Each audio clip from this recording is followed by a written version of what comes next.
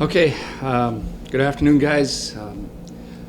It's a work day for us today on Monday, coming off opening season win that we're pleased with.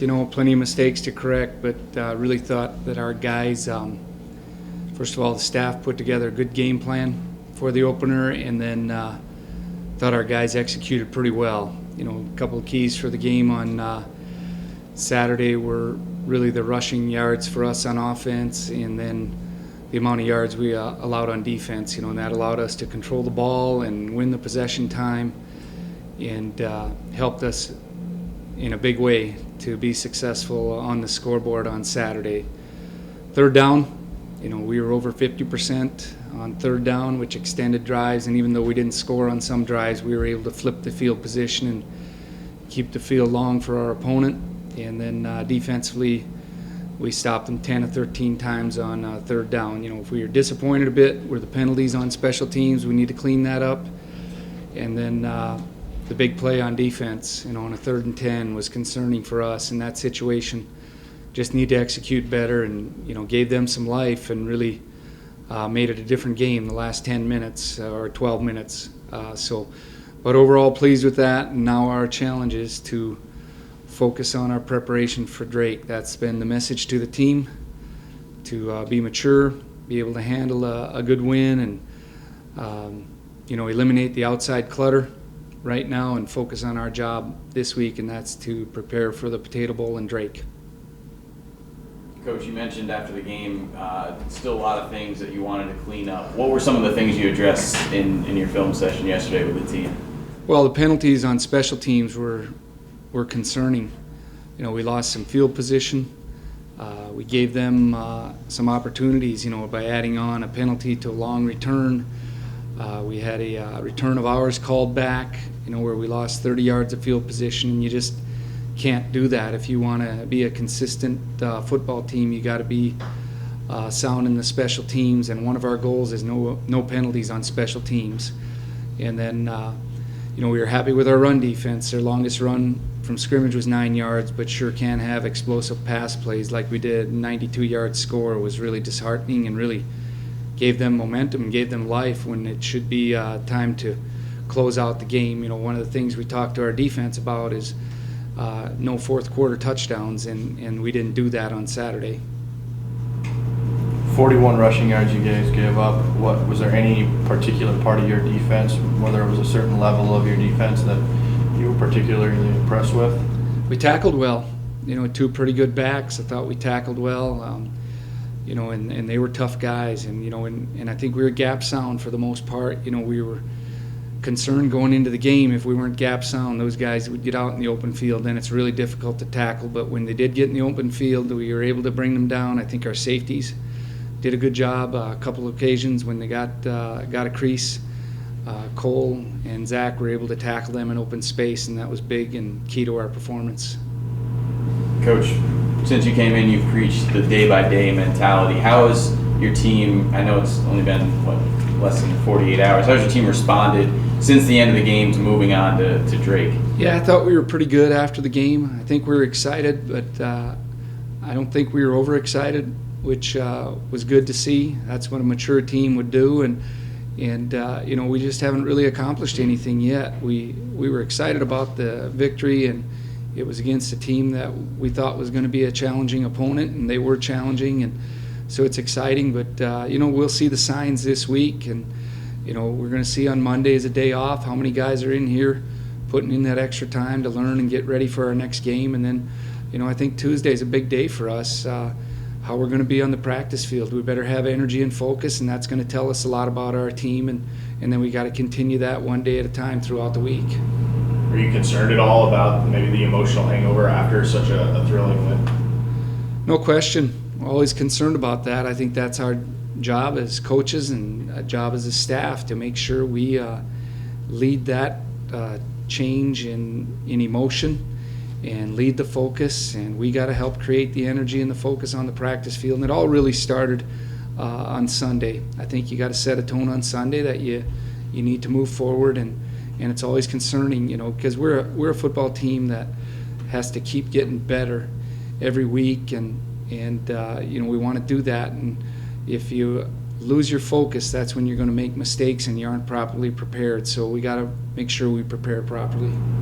Coach, after the game that John had this past week, running the ball, do you expect any sort of more? It's his first college game, teams didn't have film on him or anything like that. Do you expect more of an emphasis from the opposing defense on him this coming week?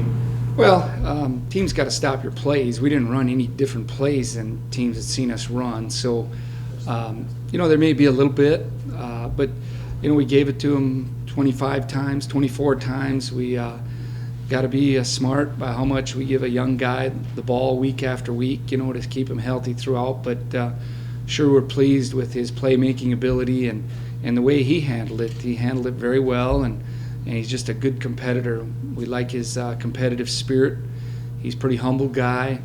I think he has high expectations for himself, and he's by far from satisfied. He's in here wanting to learn, and he obviously made some mistakes too on Saturday, his first college game, and he wants to get better and better, and we hope to see improvement from him. Coach, you talked about saw some good gap coverage from your defensive front. New guys up there like Cieslak and Noah Johnson. Did you see some steps taken by them now that you got to see them in live action that adds to your depth up front defensively? Yeah, we thought Austin was really solid in his assignments and execution of his techniques. For a 280-pound guy, he gives us a little bit more physical presence there. Noah's very athletic. He pressured the quarterback in a couple situations, which we were happy to see. And we're just deeper at that position. And we're looking forward to getting Tank Harris back this week. That'll add another nose to the mix, and we're able to roll those guys in. Coach Geely did a nice job of rolling those guys in and keeping them fresh throughout the day. At nose guard, did you like what Carruthers did, or is there an issue with Woodsmall's health? Woodsmall, we got to manage his reps. That's just where he is in his career right now, and we're going to try to hold his numbers down so we can keep him healthy throughout the year, and that was intentional. And Alec did a good job in there, and we used Steve Greer a bit, and we'll start using him more and more. He's a true freshman that played in there. We were happy with his performance, but until you get a chance to really evaluate the video, we don't know quite how they performed, but we were happy with all the performances at nose, and now we add Tank to the mix and should help our defense. Go ahead, Don. I was just saying, speaking of kind of going through the film, with Santiago's big day, did anybody jump out at you along the offensive line that you just stood out to you? As a group, they did well. We were on the right guys, and that's a big challenge for the offensive front. So made plenty of mistakes that we got to correct, but for the most part, our assignments were at a high percentage and a winning percentage. So we were solid. I thought Colton Bose had a good game at center. Brandon Anderson, solid. Brandon Miller at guard, and Sean, was a returning starter at tackle. And then A.J. Stockwell was his first start, and they played pretty well up front, and that was pleasing to see. But once again, got to get that group better and better. Coach, how'd you come out of that game health-wise, specifically with Clive? I don't see him on the 2 deep here. Yeah, that's the one disappointing news from the weekend. He'll be out for an extended period of time, and we know he's tough now. He played with an injury and performed really well and made some big catches for us. Converted 2 third downs, and then obviously the last run of the game, kind of the ice the game, the run that he had. So that's unfortunate for us, and we really thought he had a real solid fall camp, and he performed well on Saturday. So we'll be without him for a while now. Does that open the door a bit for a guy like Alex Reed? Sure does. We challenge our guys. It's somebody's opportunity here to step up. Alex Reed, we think Brandon Walker has a chance to play some more now. We've got to look to Miguel being more of a factor, and that group really needs to step up because we lost a good performer there. Looking ahead to Drake, what do you see from them initially early on in the week? Well, I like the energy they play with. We think they're skilled at the tight end positions and at receiver, a place where we didn't play as solid as we'd like. So they'll challenge us. They spread teams out and throw the ball. They're solid in the run game. Defensively, they play real hard, and we got to be ready. And I know that program I know 3 or 4 coaches on that staff. They have a lot of pride and they coach hard, and they'll come in here and play hard. This is a big game for them to come up to Grand Forks and spoil our home opener. So we need to really focus on our preparation and be ready for a hard-fought game. You mentioned after the game that keeping the guys focused during this week because it is the Potato Bowl. What are some of the challenges of this week in terms of the outside distractions?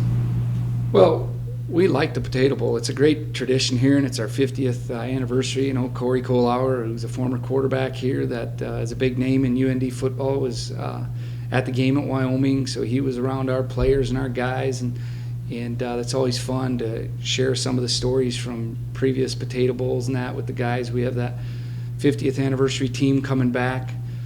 We have a French fry feed this week. It's great for the community, and we want to be a part of it and help that to make it a really neat week. But we also got to be smart what we ask our guys to do, that we can still focus on the game and focus on our classes and the job that we really need to do to get ready for the game. You know, one of the disappointing plays, I'm sure from your perspective, was the 92-yarder. Did you feel like it was a missed assignment, or did Wyoming win a one-on-one battle there? We were a little bit disappointed in the way we coached that situation and played it, a combination. You know, we thought our guys could adjust to it by the coverage we had called, but we can probably make a better call in that situation with the game being a 3-score game at that time. So, guys, we're always going to look at how we're coaching, how we're teaching, and, you know, it was a combination of things, but obviously, you know, we got to have that situation handled better when you're up 3 scores. We just can't give up a big score like that. Drake ran a lot of plays in their first game. Was there any emphasis on the defense, you know, trying to make sure that you're getting off the field this week? Well, there's always an emphasis in that. We're big into 3 and outs. We didn't force a turnover this week, which we need to do. And then offensively, plays a part of that. If you can control the football and keep their offense on the sideline, that'll be a big key to the game. Very good. All right. Thanks, Coach. Thank you, guys.